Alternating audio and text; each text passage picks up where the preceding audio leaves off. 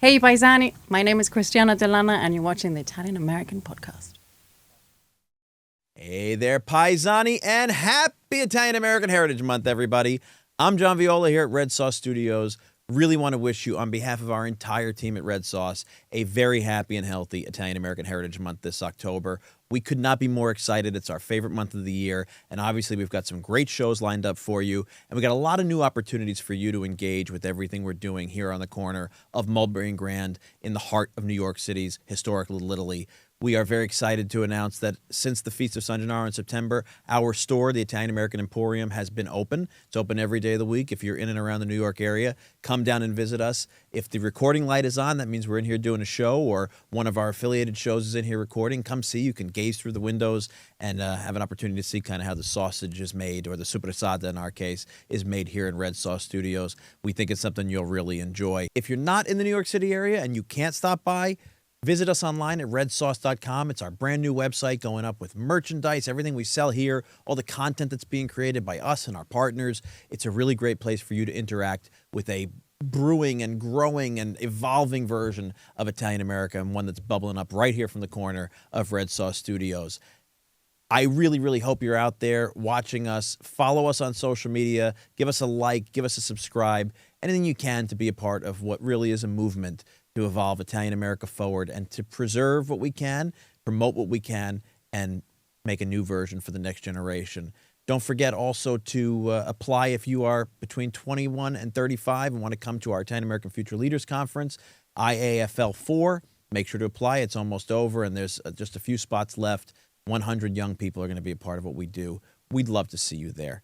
Thanks for watching, and happy Italian American Heritage Month.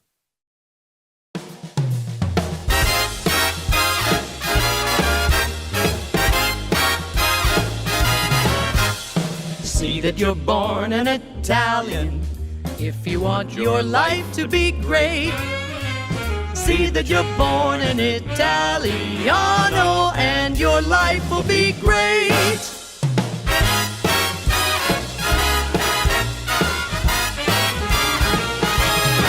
How about some Donadell? That's a nice.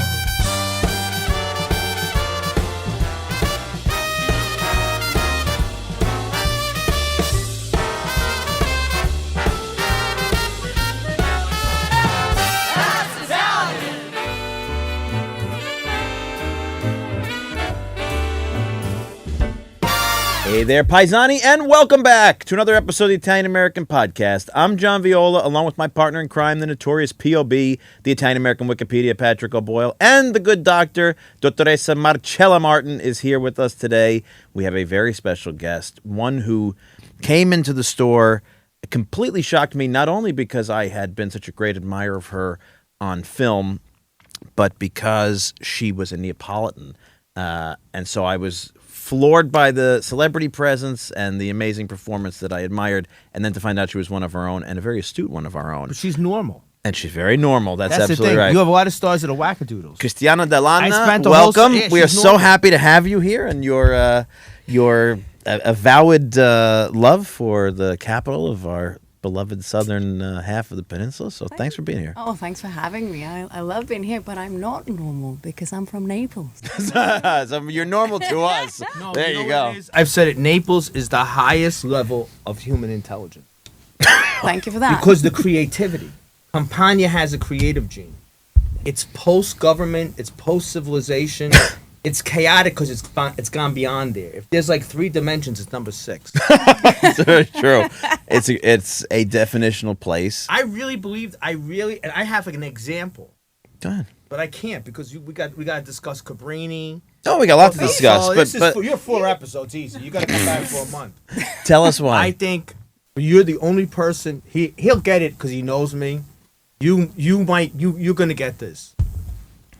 So I'm obsessed with baking because pinoli, the nuts, I die if I eat them. So I can't go to a bakery for stuff. So if I want it, I gotta make it. So I got really into baking because I have to make my own stuff. So that being said, my brother loves a babarom. His birthday's coming up, but I wanted a babaroma cake. I didn't want the little ones, right? So because I'm a wackadoodle, I spent hours and hours during the night researching. And my standard guy Simone Esposito. Number one, you got to get a digital scale. I always had a digital scale, but once you get a digital scale, everything is fantastic. Sometimes you got to tweak stuff like I made his babarom. I cut down the eggs by 2 because America has bigger eggs, right? But this is the moment. But I channeled my grandmother, right? So my brother's going back to DC today. I want him to have it before he left. The baba I got to make a couple of days ahead of time, so it's like stale, and then it sucks up all the syrup, right? So 2 things happen. So I got a avagil. You know what avagil is? Do you use the same word? It's like a big basin. Okay. It's like the little sister of a bagnarola. It's like a little one, right? But it's a scale. Exactly It's scaled down.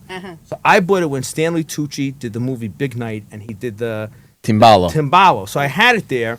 But if you don't make that, I made that maybe once or twice. You could put dough in it. It's an enameled You pot. bought me the thing. Yeah, whatever I Yes, get me, I get yeah. you. You have twins. Yeah. Your mother uses it for the beer, puts the drinks in it with the ice. But I'm going somewhere with this. So I figured out he uses a grate. So Simone Esposito puts the baba on the grate, and then he has to put the syrup on top. Then he has to take it off, put the syrup in. But I got this big vagil, right? So I put it in upside down, and it perfectly fits. It's like Cinderella with the slipper. It perfectly fit. Because I did a dry run of this. So I have pedrini, the little things, when you stuff the galamata, it's like a needle they put in. So I all the whole thing. And I have another pot.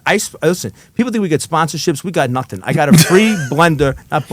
I got a mixer from Anchor's Room that we were hawking. I didn't get a nickel out of it. That's the only freebie. I never even got a bag of cheese doodles from this. So when I tell you this, it comes from the heart. So I have my all-clad pot that has the cupina there, what do you call it, the ladle on the side. Now I have to come in for this, but I want to give it to brother before brother goes. So I get the syrup boiling and everything. I start to pour it on. I said, I said, now I got to flip the thing over. But I got to pour it out. But you got to pour that hot syrup out. So in the past, I poured it out into a pot. But I said, why does Simone Esposito use these cups to ladle it out? Because it's difficult. But you're always left with a little bit of syrup. So when you flip it over, you have hot syrup coming into the sink. And then a moment came. A turkey baster. Oh. You don't have them in Italy, correct? Nope. I want to don't bring know the what turkey you're talking baster. That's it. That is the rocket science This is moment. your business Simone idea? Esposito doesn't have a turkey baster. That would change everything because a turkey baster, like you squeeze and go. So when you're baking a turkey in Thanksgiving, you want to get all that fat out. You pump this. It's like a pump, and it sucks out the juice. But it works for the baba because I sucked out all the hot liquid, flipped it. Then I sucked it up again and put it around it. It's true. And I said, if I could go to Naples with boxes of turkey bait, I want to give them away for free. Like, what was that Bible society? The Gideons used to give Bibles away for free. Because all these Neapolitan people, they're trying to do like this. But I got the liquid down to nothing. Because if you put the baster right on the very bottom, you suck. And I feel that is my Campania genetic moment. Because they are very good with coming up with solutions to problems. Yes. They're outside the box. Because a German would never think of using it. Maybe they would. I pick on the Nordic people. But a turkey baster, but they don't have turkeys in Italy. I mean, they don't make turkeys like Americans. Right, That's why we got to marry the turkey baster. And then there's going to be a baba explosion. I got to say, I didn't see that coming I was for so your big happy. revelation this morning. I was almost crying. I was like, once you get that syrup out, it's easy. Because I have this thing. I try to make all the old type stuff to make authentically, but with easy modern tricks from modern machinery. Yeah, for sure. Like the crema pasticcera, another one that Simone Esposito taught me. If you put all the pastry cream custard, you put all the ingredients in a blender, and you blend that thing, then you get no lumps. Then you put it in the heat, and then you put in. See why the all clad is good, even though I never even got a matchstick from them to promote them all the time. It's because they have heat all around. But then I'm done. I've said we have a huge star here. Turkey basters. But you get it. As a Neapolitan, you get it. I do. But if you need someone to promote the idea. Big Italian commercial. Turkey baster. That'd be great. What would you call a turkey baster napoletan? I can't even think of what it would be. I can't. I was going to say, I don't even know if If it'd you be in know, Italian. in the comments, we need the Neapolitan, but we'd have to invent a new word. Gets even better. Invent a new word. I heard a new word the other day. We had the feast here, and all these young Italians come. Apparently, they use fra now as like a bro. Yeah. Threw me way off because I kept thinking like, a new word. fra. I know it's a new word, but like they took a stupid American word and made it a stupid Italian word, and it's like a big thing. But it's so funny because in Italy they're starting using the word bro. Yeah. Bro. Bro. So now It's bizarre, isn't it? Here and There's a whole language that's sort of been developed online now. Yeah. Like moyo, like to say like I'm dying if something is Oh, wow. hysterical, they write moyo. There's another one. The I can't think anti-French. of. France has a whole commission. Yeah, true. They have To a whole- eliminate. Right. Yeah. And Italy, like I got a message from somebody, something I sent over there. They said box, Box. il box. Oh yeah, yeah, yeah. È arrivato il box. Sometimes I do hear my husband using English words while speaking Italian, and it's just It's a very strange It's very strange. evolution. And I always So find you know why I say that? Another thing. Italy is confident. France has low self-esteem I think that's fair. because Italy is not afraid of a foreign word. Yeah. They don't True. panic. They'll co-opt the True. foreign word, but the French get panicky. That's true. We assimilate it. We make it our own. We make a version of it, and then it's just a cultural exchange, especially in Naples. Yeah. Naples is great at that.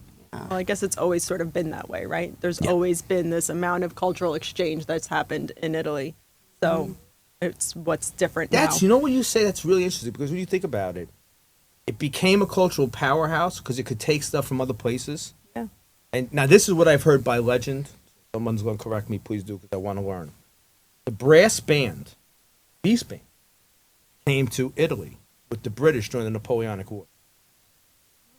Makes sense. So the British had the brass band. Because remember, they're doing fife and drums when they were on Bunker Hill, right? But those first steps, and the Italians turned it into a procession. They got gunpowder, they got fireworks. We weren't shooting people, we were shooting stuff up in the air. That's very true. That So is very, we very true. assimilated things for better positive Positive uses. uses. Yeah, it's. I mean, you came in during the days before the Feast of San Gennaro, but being from Naples, the area around Naples, do you see that sort of same reflection of the devotion, the outside culture here? I mean, what do you take out of being a Neapolitan and coming to this what was once a very Neapolitan neighborhood? Do you see anything similar? Well, I actually feel at home when I'm in the middle of the chaotic New York. Yeah, and especially the San Gennaro festival. It feels like I'm in Naples again. And it's funny because San Gennaro is a very Neapolitan celebration. Yeah. Here, it's used to identify Italy. Yeah. And obviously that comes from, the fact that most people who emigrated and came to the United States were from southern Italy.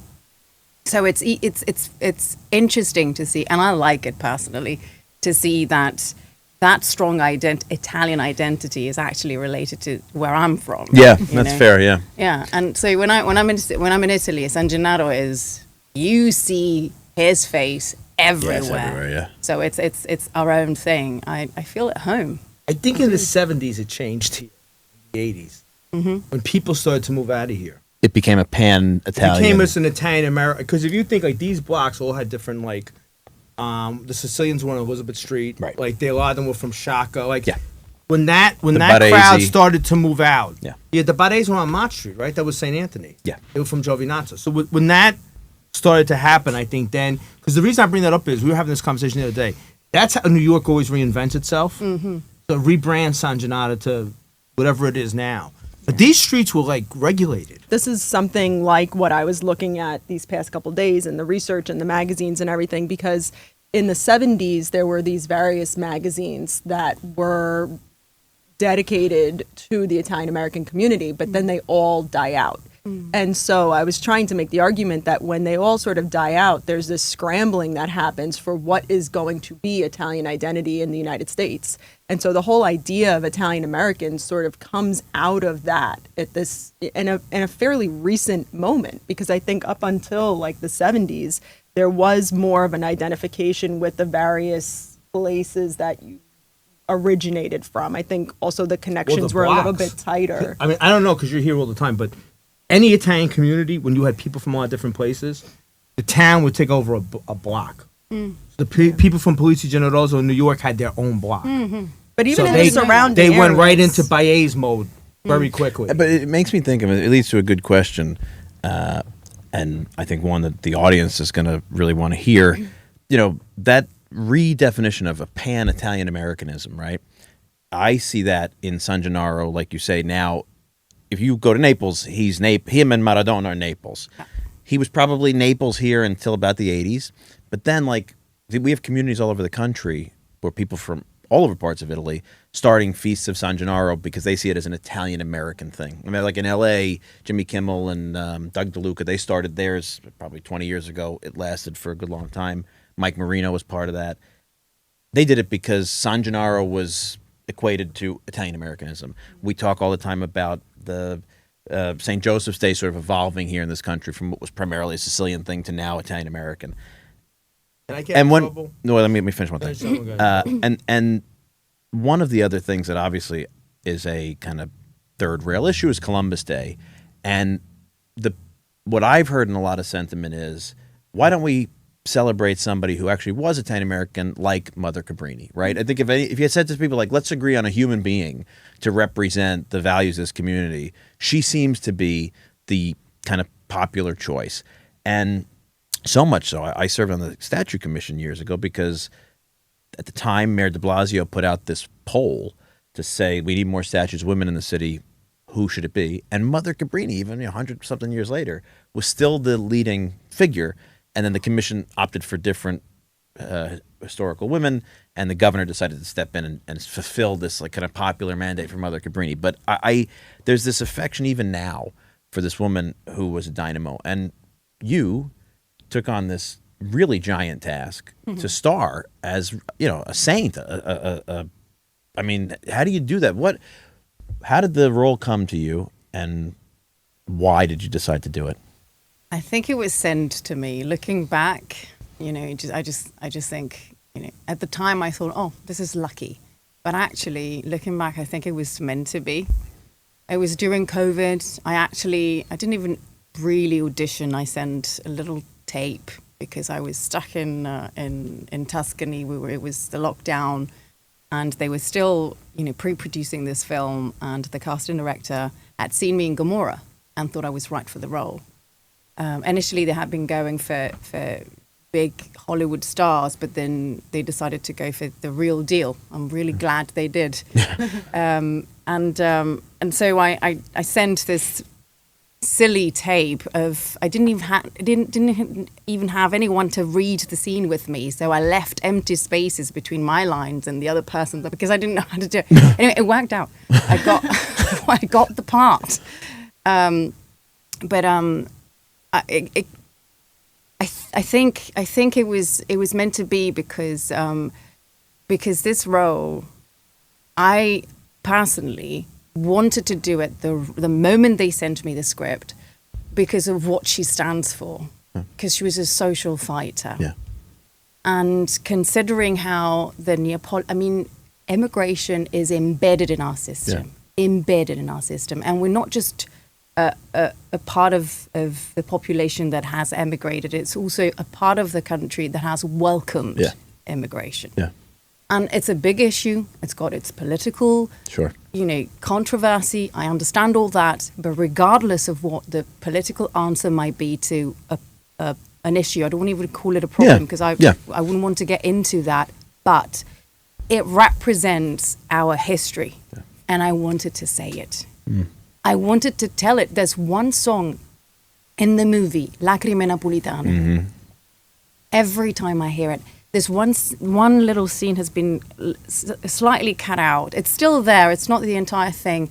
It's still there. And Liam, the actor who played Enzo, he kept singing it on set. And I just couldn't stop crying. Yeah. Because it's exactly what we had to go through. And I wanted to be part of their story.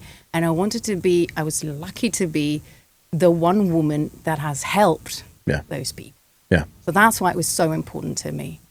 So yeah, I just thought, it was because I feel for those issues. I feel bonded to those people who are my ancestors. I've got relatives in the States. I've got relatives in Latin America. Yeah. So I feel it. I wanted to say it. It was my identity and the identity of my entire, hello.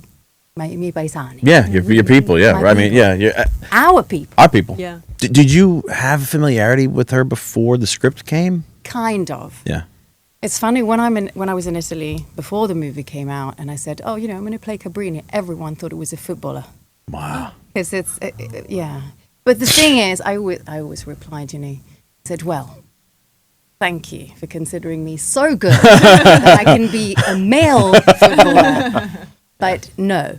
And also, I could never be playing a football player from the Juventus team. That's where Your he played. skin would crawl. So no, I would never do that. Amen. Yeah.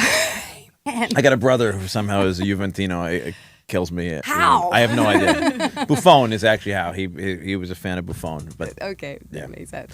But no, I didn't know much. I knew a little bit. I read something about her in a book called Gridalo by a writer, actually one of the creator of Gamorra, Roberto Saviano. He had dedicated one chapter in his book to her. really, Yes, because she was amazing. She was an amazing person. I mean, she investigated the. Do you remember was it the lynchage of the 11? yeah, and Sicilians in 1891. New The Orleans? lynching Yeah. in American history Yeah. Yes, the was lynching. against Sicilians. Yes. So she went down to New Orleans to investigate the case. She was an amazing woman. She crossed the Andes on a donkey. She was amazing.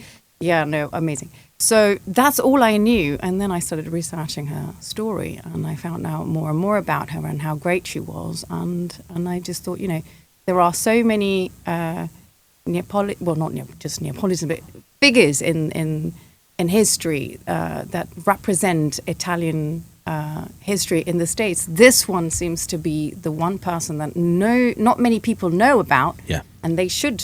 Yeah. So I think it's amazing to think, like, if you look at the numbers of things she founded, hospitals, orphanages, services beyond, especially think today, I don't want to ruin it for people, but I can say the movie opens with this very emotional scene of a kid running, and a little Italian kid basically pushing his mother, and a dying mother in a wagon, looking for help and getting ignored and actually turned away from services in the mainstream hospitals. And to establish for the audience, like, this lady came to fill a drastic need in a place that didn't want her or her people. And you look at the numbers of things she was able to accomplish all over the United States, all over the world. And to think that in many places, those institutions or something that they evolved into are still serving people. Yeah. She worked. Like, I have a anecdote. Yeah. She had opened up a school in Down Neck, Newark, and then in Arlington, which became Kearney, she opened up an orphanage. And there was a guy, I think, who died in the 90s. Him and his brother would pay on the railroad trestle. And they were up there one time, and they couldn't get them down. They were afraid the two kids were going to get killed by a train coming. And Cabrini, who they remembered, there were people in Newark who remember her, who was a small woman, climbed up that railroad trestle from the street and took those two boys down. So it wasn't like she was just a CEO. Yeah. We're going to build this, we're going to build that. She was in the trenches with those kids. Oh, yeah. Oh, yeah. She was loved in Brooklyn. She was very famous, a little bit like a godfather. Yeah. Godmother. Yeah, she was. Yeah. Everybody went to her. Do you know when they were going to? You probably know this from the movie, but when in the old days, in the pre-17 code, I guess in the pre-83 code of canonization, you had the devil's advocate, and the devil's advocate's job was to when they basically have a commission, a trial to prove You're a saint. sanctity to become a Oh, saint. yeah. It's a long procedure, It's a isn't long, it? and the long procedure. And the devil's advocate had nothing. So the devil's advocate's supposed to dig up all the dirt as possible on you and say this is why they shouldn't be canonized. He couldn't get anything on Cabrini, so what he got on Cabrini was her. He said she was too good at business. She was too much of a businesswoman. That was the only argument that he could go take. against. That's it, amazing. You know, in the movie, actually, because she's done amazing things. I mean, I'm still in awe of what she was able to do. Like, in the film, we tell that it was another character finding the water, but actually, she was what's the word in English? I can't remember. Diviner. Is that the A rat- diviner? No, the wooden stick to yeah. find. We was call it a rabdomante. divining stick. There's a real word for that? Yes, there is. It's in Italian is rabdomante. I never heard that. I think it's the same in English. I can't remember rabdomante or something. But anyway, yes, Yeah. the Divining stick, we'd call divining it. stick. She was the one who found the water. It's unbelievable, really. Like that. Yeah. But I think God, I'm a believer, so I but maybe the audience does, but I think God really, she was a divining stick for him, I think. You know what I mean? Like, he really used her for so many things. I mean, I think about, like, what's the story they tell? She needed to raise money, and I forget the story. Somebody told me a story. She was in Red Hook, Brooklyn, with longshoremen. Yeah. And there was a lot of anti-clericalism, and there was a lot of that was contemporary Anti-Catholicism. Anti-Catholicism when she came. So she was asking one of the longshoremen for money for her orphans, and he spat in her face, and she wiped it off and repeated the question, and held the basket back up to him. That's a tough. That's a tough woman. That's tough. Yeah. Well, if you had nuns in school, some of them could have been CEOs. Yeah, of course. Some of them that ran schools could have run countries. Absolutely. Yeah. Think of what she would. Not that you put it in a. She did the best. She did what she was supposed to do in life, but she had in today's world, she could have been anything. Yeah. Yeah.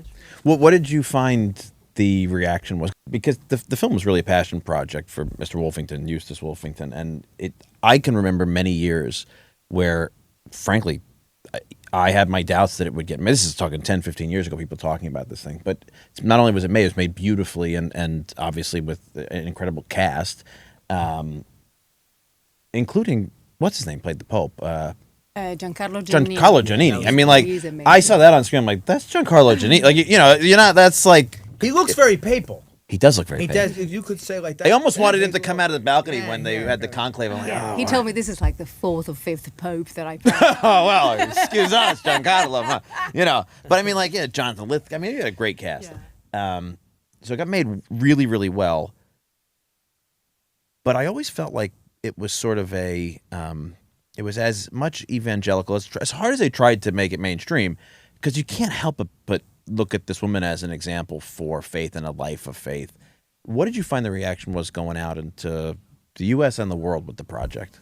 Well, the biggest reaction I noticed was that so many people related to the story, and it resonated because they had something to do. So there was something in their history that related to her story.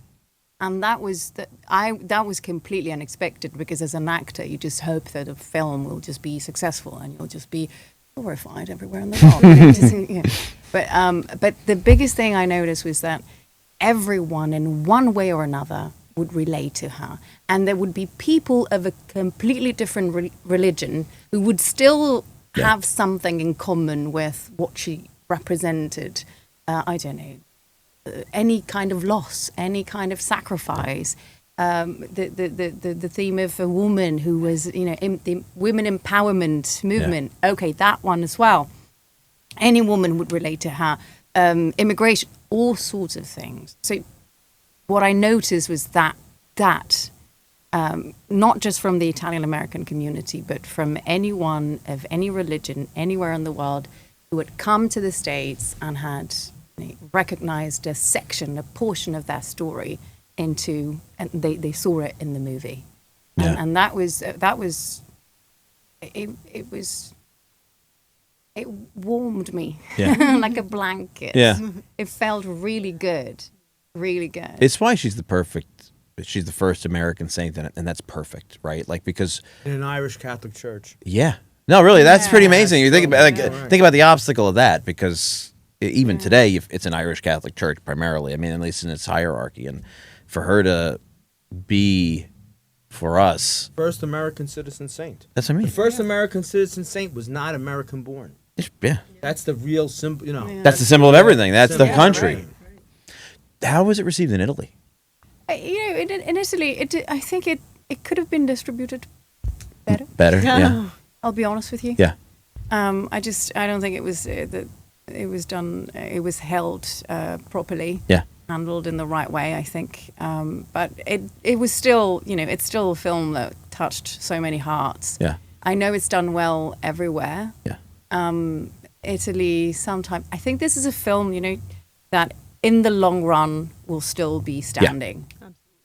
Yeah, let's talk about your other work, because you talk about things that will still be standing, and I'm going to be very transparent. I can't bring myself to watch Gamorra. I can't watch things that I don't watch things that reveal some of the uglier sides of humanity that we have to deal with, right? And Gamorra, as I understand, is very raw. Very. But it's also I think, globally popular at this point. It airs everywhere in all different languages. But it's you guys did it primarily in Neapolitan. Is that how I understand? All in Neapolitan. All in Neapolitan. All in Neapolitan.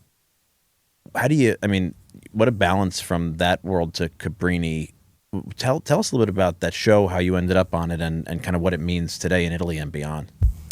I'll start from when I left the show, because I was sick of it. Really? I was. Yeah. Because for the same reasons. It wasn't just energy draining. Yeah. Obviously, mostly night shoots, which is. I mean, if they tell you it's going to be night shoots, don't sign. Don't sign. Don't do it. That sounds awful. It's terrible. But after so many years, every season would be 9 months of work. It was so long. I was sick of it because I was tired of seeing all that ugliness. Yeah. Because it is ugly. It's the ugly part of humanity. It's the ugly part of of Naples. And I was tired of it. I needed to see beautiful things. Yeah. Because it becomes part of your system somehow. I needed to detox from all that. And obviously, there's also artistic reasons. You have, practically speaking, you have a character. It's an amazingly written character and has a narrative arch. It's got a beginning, a peak, and an epilogue. And you need to get to that epilogue. And you need to make sure that you leave the audience hungry for more. So if you leave a little bit earlier than expected, people will still, you'll stick in their memory. Yeah. So it was that as well. And because I wanted to leave the door open for other projects like The King of Laughter, which is a story about Another one I wanted to talk about, yeah. And eventually Cabrini, so many other things. And I couldn't have done it if I hadn't left the show. Gamorra came about pretty much in the same way.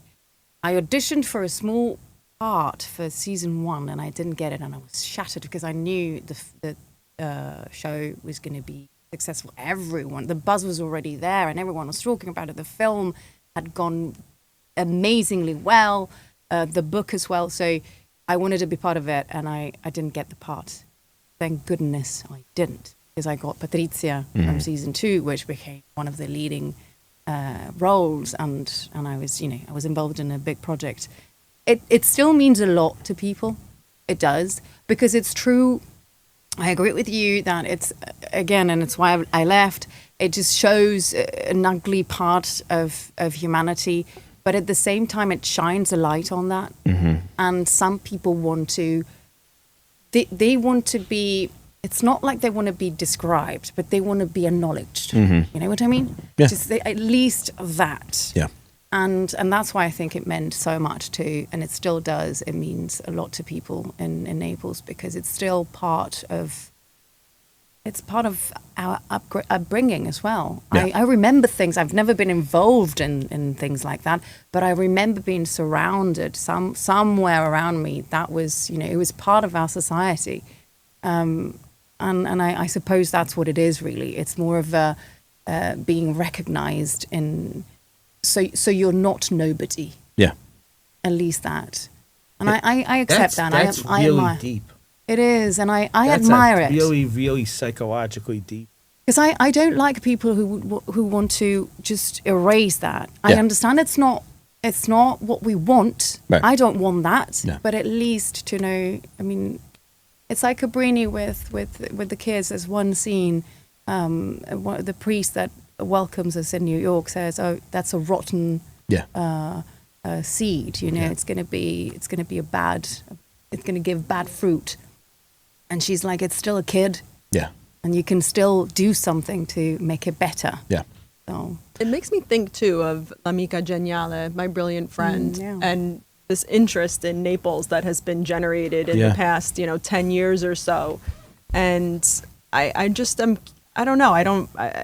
guess I'm wondering, like, where does that come from? And I think it's probably exactly like you said, like there's an interest in sort of seeing these other stories that are not the beautiful under the Tuscan sun versions of Italy, but that give you, this other sort of reality that is not always a very beautiful reality, but is itself, part of this broader story of what is Italianità. Oh, absolutely, absolutely. I love Mica Geniale. Yeah. I absolutely love it.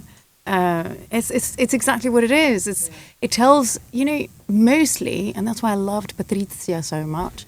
Mostly, it explains the circumstances in which some people are born and what they're able to do with those, with the means they have. Yeah. And sometimes they really have nothing, so it's just easier to go to the dark side. Yeah. It's just easier. So, and it's not that you justify it. I don't justify it. I understand it. 100%. And I like to understand it Yeah. because it makes me closer to those people, and I want to be closer to those people because they're still part of my community. They're human beings. They're human beings. They're Right. human beings. Yeah. You And I can't, mean, you it's- can't say that trash. I will never agree with people who say, "Oh no, we need to, you need to put them aside. We don't want to deal with them." No, you need to deal with them. Yeah, because you need to also understand the circumstances that leads to that life. Yeah. Totally. And it goes back to what you were saying even about the immigration, the mass immigration of that period. You can't just sort of pretend like these things weren't happening. Yeah, and crime evolves with society. Absolutely. And it's the negative side, as in the photography. Like you take a picture. It's the negative of what is really going on and how it's evolving. Yeah, very good point. Yeah. I've encountered that here because, obviously when you tell the Italian American story, organized crime is a part of that, right? And I remember being at the National Italian American Foundation. I was there for 6 years as the president. When I first joined on, I was approached by the filmmakers behind this 4-hour, 4-part documentary on PBS about our Italian American experience. And they basically said to me, like, they needed, I think, in the last $75,000 to finish it. And no Italian American group would really talk to them because they wouldn't remove the mafia from the narrative. And they didn't focus on it. It was just like, it was a chapter or two amongst many wonderful chapters. And basically all these guys and women would say to them, like, we're not going to even acknowledge this project until you remove it. And I frankly don't think you can understand anything about the Italian American experience without it. That's so us though. That the whole it's rose colored. because people, I get crucified constantly, but so did our Lord, so I don't feel that bad. Okay, because people don't want to. That's a strong statement. Where is he? I don't know why he put behind me. But I say this constantly because no one wants to talk about the truth. It was Thank you. The truth. the truth. Yeah. I want the truth. The truth of the matter is, I believe there was a hit that happened in 1948 in East Harlem. And there was a guy who was gunned down by the mafia. I don't know if the guy was involved, but it was a bang, bang, bang right on the street, like 3 o'clock on a Tuesday afternoon. And they brought in like 150 witnesses. And no one saw anything. Yeah. And the FBI was that was the moment when a big part of urban renewal in the United States, you see these housing projects where Italian neighborhoods were that the feds, and this is a long story in the Eisenhower administration, when they were doing urban renewal, they targeted Italian communities because they felt that the protection that the mafia had was that people in the community wouldn't talk. Yeah. And as long as there were the Secondoianos and the Scampias that were closed in communities, that people would not talk, and to break up the mafia in the United States, you had to break up the neighborhood, right? And the reason I bring it up is that some of the people who criticized the mafia, they also had family businesses who benefited from them, or people who didn't open their mouth, or they sold stuff to them. And I'm not trying to open up that can of worms, but there was there was no Polish mafia. People try to say, every nationality had a mafia. No, there was no Polish mafia. Maybe 3 guys in Greenpoint. That was it. There's no Polish mafia. And we brought that, and I'm going to say something really going to get me executed, so get the machine guns ready. I can understand. Now, I'm not condoning prejudice, but if you're in Iowa in the 20s and you hear about Al Capone and everybody else, and you see an Italian name pop up, I can understand why you thought twice. Yeah.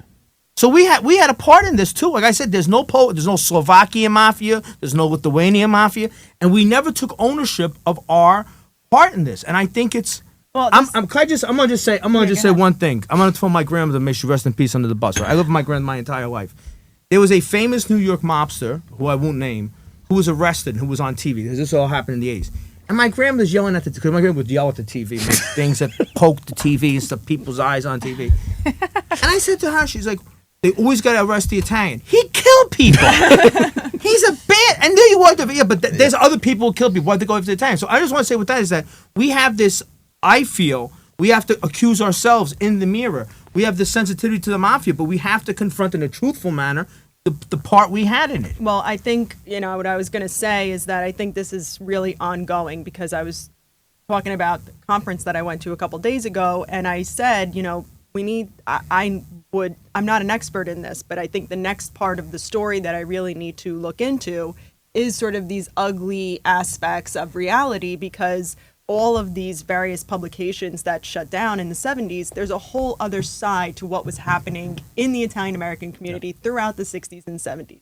And I'm telling this to someone, and I said, I think the next step is that I really need to start looking into the history of the mafia. And they just looked at me and said, why? Yeah. And this was like an old timer, right? So it's very much so along the lines of what you're saying. And there's this prickliness to it that's still to this day. Because we're great at rewriting history. Oh, there was no mafia. What mafia? I know. So I was talking Correct. to another colleague about it, and I said, well, but history is history. And they said, that's the wrong answer. Can I say something about the mafia? And I've said That's a history faculty, by the way. We're going to get a lot of viewers because you're on. I'm going to say this again because I want to get this. I'm going to repeat myself what I've said on a million other episodes. I knew someone who had a family member who was involved in the mafia on a low level. Destroyed the whole family, the whole 9 yards. And the guy was an Italian-American, was super intelligent. And the family member said he had no access to education. He had a lot of ambition in life. Yeah. But he was born before the war, early on. He said if he had had opportunity and he had seen a pathway, he could have been a CEO of a company. But he couldn't be, he had a grammar school education, so he worked for the mafia. And I think that's a big part of our history is that, Absolutely. I was listening to a podcast about the Jews on the Lower East Side. They pushed education. That's another lie that we spin. We didn't push education. We have lowest readership of books, lowest readership of newspapers. Like my grandson, what do you got all those books for, right? And a lot of families sent their kids to college and pushed college education. Before you put the comments, we know who you are, you can calm down. But we didn't. I mean, that was Joe Scelsa. I mean, with Italian Americans, that we were underrepresented in New York City colleges. Well, I mean, we didn't also do stuff to help ourselves. That's all I have to say in a lot of ways. You talk about a program, a book, a movie like Gamorra, and like this is the 21st century, right? In a global world with the internet, but like there's still a massive swath of the population that feels like that's their only route, right? I mean, Absolutely. This is real. This is a real. So it's indicative of social issues that need to be addressed. Absolutely. Sometimes you're not even aware of the conditions you're in, and you. Early stages in your life, you start carving your path accordingly to what's given to you, and then you get to a point when it's not too late necessarily, but allow me to say it anyway, it's too late to make amend and change and make a I don't know. Think of the social stigma where you come from, Campania, Secondoiano, and you have an accent, right? Yeah. How are you going to climb up that ladder socially when you're already branded coming out of the womb? Absolutely. So that's why I'm very proud of even the darkest side of my history. Yeah. But I think that was so important when I saw that movie. I can't handle blood and gore and stuff like that. Okay. And I cry and I get very nervous. I don't like doctors or dentists and people like that, right?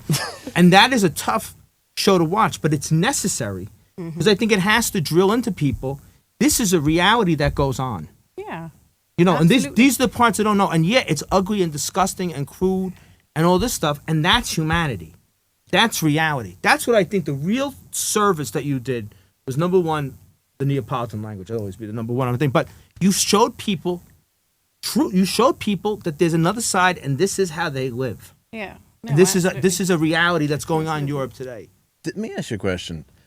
In the U.S., right, with a show like Sopranos, a lot of Italian-American actors got grief from our collective organizations about being in a show that, we'll use the quote, glorified this institution.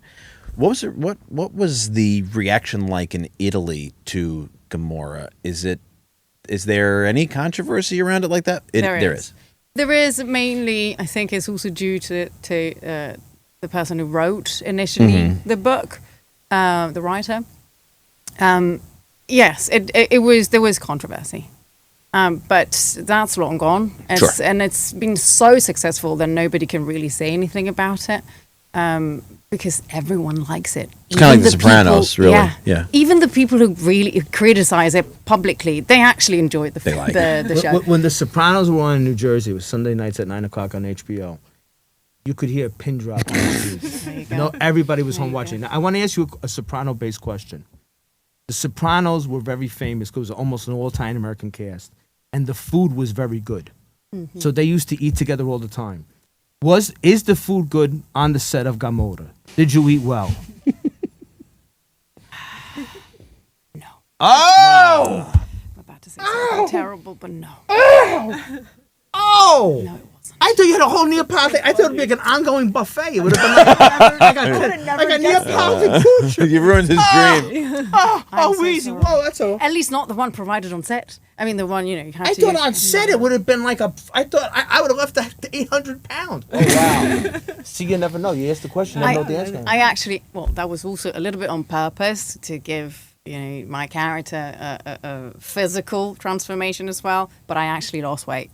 Wow. Because the food was bad. It wasn't easy to be. I mean, it was very easy to be on diet. Wow, that's not a ringing endorsement. Sorry. See, you never know. I got to ask you another question based on that. We'll go down the Neapolitan route. So you wear many crowns. You're like a Habsburg princess. You have the duchy here, your countess there. Post al Sole. Yeah, that's right. That's another ba-boom. That's a huge, especially in Italian America. Soap opera is the correct term? Yeah, that's her, not me. Yeah. Was the food better on Post al Sole? It was all right. Oh wow! Craft services needs improvement in Italy. Post al Sole filmed in Naples. It is. It is filmed every single day. Every single day. Yeah. How long has that been running? 24 years. Yeah, forever. That's something like that. Yeah. What was that like being on a soap opera? It was so much fun. Was it? So Is that much your breakout? Yeah, kind of. I mean, it was the reason why I went back to Italy because otherwise I would have stayed in London. I think you can hear it. Yeah. From my accent. But I went back. I was offered the role of two twins.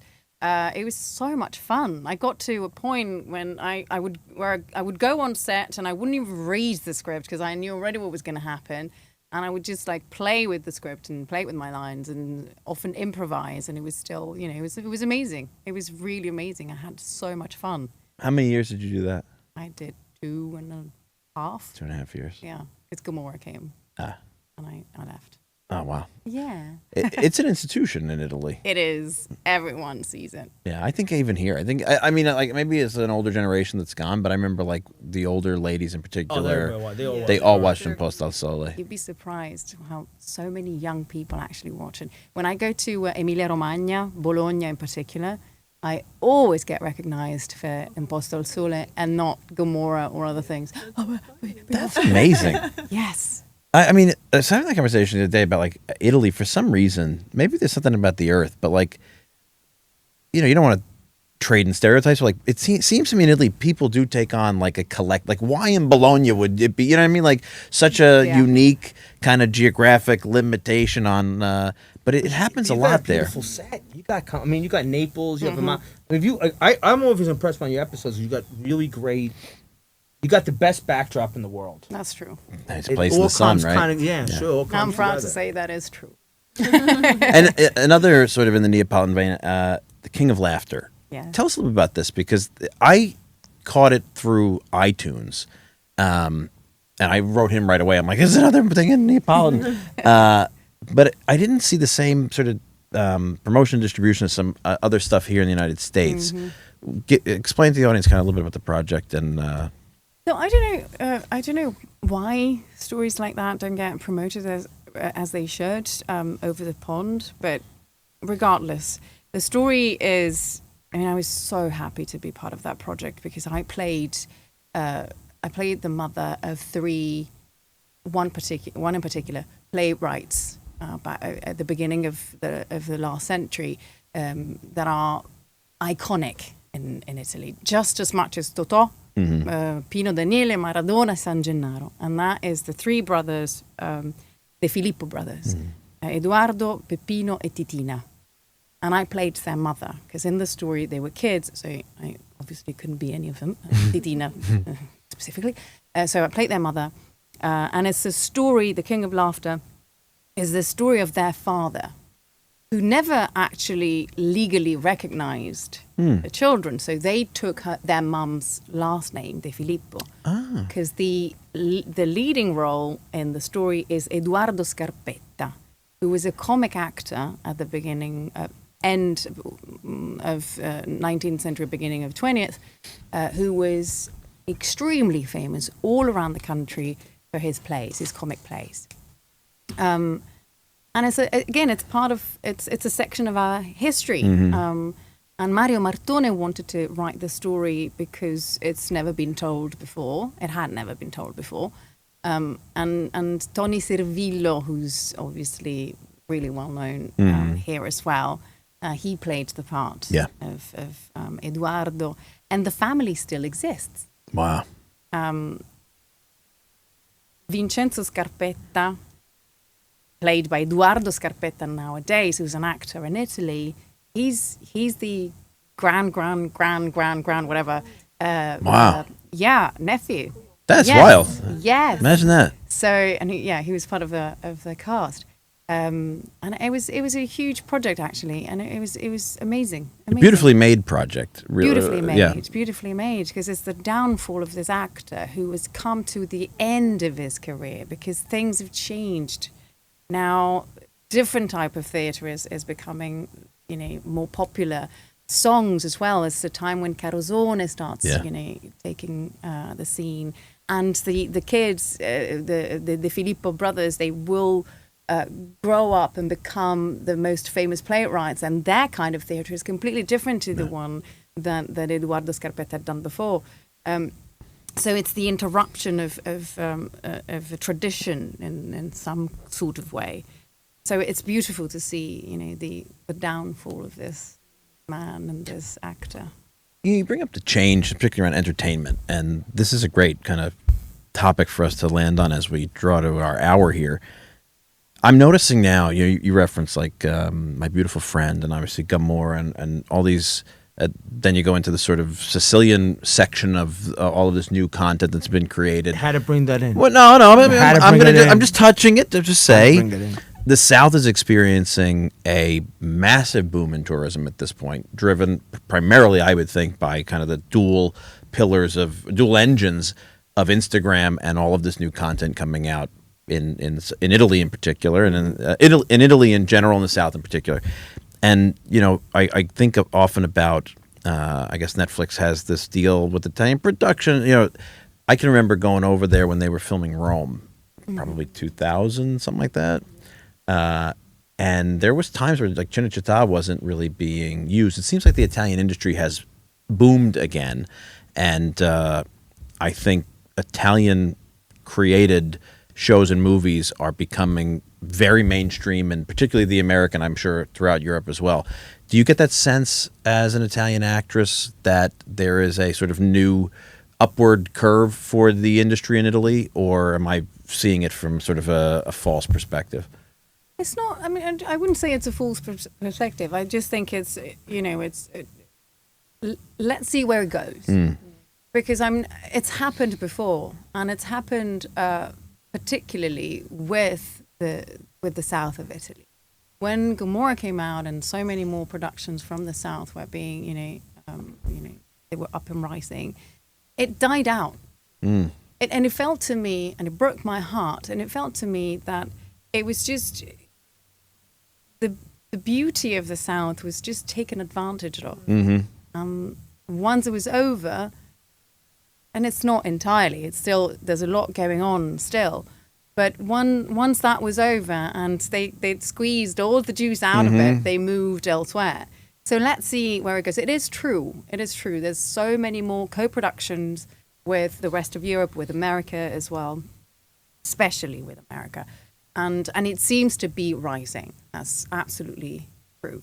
But let's see if it stays that way, because I'm a little bit skeptical, and I've been disappointed in the past, so I don't want to see it die out. I hope it stays like that. Because you're a Neapolitan. And no, really, I mean that. Like, what is it to be a Southerner? It's to be skeptical and disappointed because the pip has been squeezed so many times for thousands of years. Just like come and take, and then like, yeah, I get that. But maybe the fact that these are sort of the underbelly stories that are being told now. I think of My Brilliant Friend again. I've never watched Gamorra for the same reason that you never watched it. Maybe I need to just sit down and do it. But I think that maybe the fact that it's not just all these beautiful landscapes, these are real human interest stories. And maybe that will sort of continue to, I don't know, inspire people to tell stories. I hope so. Yeah. But I think we should get more organized as wow. Southerners. I think we should be a little bit more, be a group. Yeah. Instead of, being divided. Because I think that's our weak point. Of course. That's how God handicapped. Yeah. That was because the Roman Empire never would have fallen. The empire on the whole world. That was like, I'm going to give you everything, but I'm going to give you the one thing where it just can't come together. We need to stick together and just to be a little bit more united. Yeah. That's all we need. All we need. Yeah. It is amazing to think. Like I worked, in this sort of these institutions for a long time, and you go to different regions and you interact with all these like promotional offices and that maybe they exist now in Campania and Sicily and things, but like we could do so much better at that kind of organizational side. It's really. I mean, can I just say something really incorrect? Go. Incorrect. He loves this. Maybe they'll fire you today instead of him. Perfect. Why do you think the crime is so successful? Because it's organized. Yeah, correct. Yeah, that's a great point. Do you see what I mean? That's because you're intelligent. Yeah. That's a mark of That is truth. brilliant. That's a great It's point. organized. Yeah. Correct. Like I said, a lot of these guys could have been CEOs of legit companies. I totally agree. They had Sorry, that all was the a bit loud. brains. They Yeah, could- no, they it's true. could, It's so true. It's organized. It's sad. Yeah, it it's is sad. sad. Yeah. I mean, there's a lot of bad people. I mean, of course. Think about bad. I'm not going to name names because they'll go viral. Some wacko will say something against it. But think about really evil people in the world who were talented, who got really far Yeah. because they had talent. Yeah. But they used their talent for bad, For evil. instead of good. Think what they could have done. They could have gone down the history books as heroes. Yeah. That's always been on my mind. Absolutely. Yeah, I think that there's I can say as an outsider who's been traveling to the South, most of my life, and you do see, I see a lot of improvements in things, and maybe not the underbelly, but like the way the city of Naples has organized, and the even things like the traffic along like the Lungomare being closed, and like I know it's an inconvenience, but what a wonderful thing to enjoy, and those kind of structure. I mean, I was a kid; they were still parking cars in Piazza Plebiscito. Like, what are we talking about? Like, that's crazy, really. Let's drop another hand grenade. Because we got 4 minutes left. Their other curse is their most talented people leave. Yeah. Well, that's No. all They of get Italy. frustrated. That's That's all of it. And they're like, I'm out So of true. here. So and true. it's a constant generational brain drain. Yeah. Yes, it is. It's so true. Yeah. It's so true. I have 8,000 comments. See, they won't beat up on you because you're a real Italian. But we're gonna comment. Was it 800 comments on that comment? I don't know, but I do think that it's a story of Mother Cabrini, right? It's like It is. people need to go elsewhere, and But they thrive where they go. they thrive where they go. Bring their talents with them. Yeah, they do. We are a diasporic people, no matter what. Plenty of cultures really grasp that, right? I mean, the Chinese totally understand they are a diasporic people. Obviously, Yeah. Judaism is a diasporic culture and religion combined.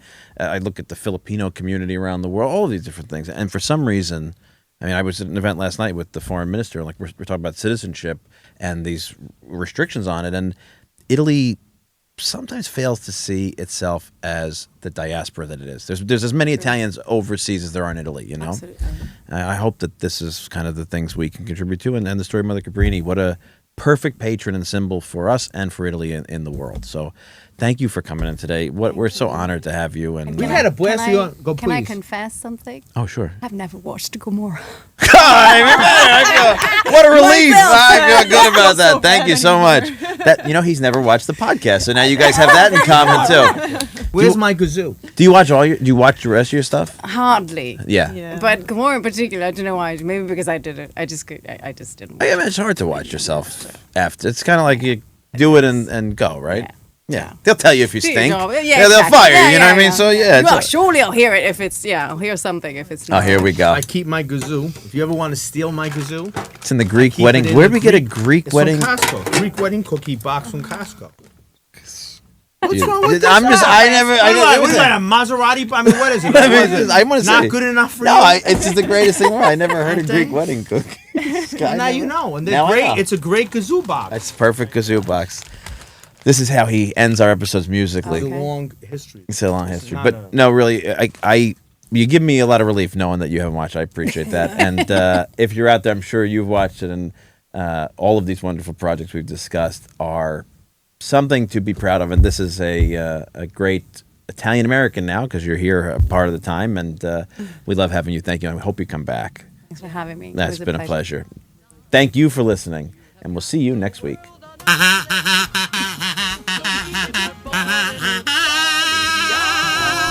Your life will be great. See that you're born in Italian. If you want your life to be great, see that you're born in Italiano, and your life will be great. See that you're born in Italiano, and